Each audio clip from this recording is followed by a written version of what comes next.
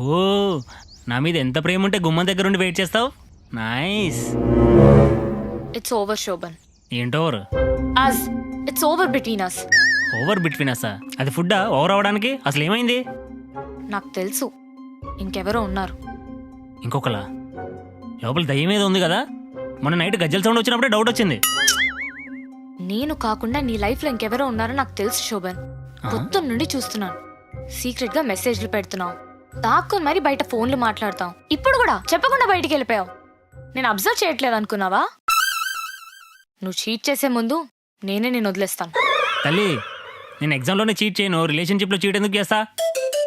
నేను నీ బర్త్డేకి సర్ప్రైజ్ ప్లాన్ చేస్తున్నా. దానికోసమే టెక్స్ట్ కాల్స్ సీక్రెట్గా ప్లాన్ చేద్దామని, అంతే. ఓ సర్ప్రైజ్ పార్టీయా?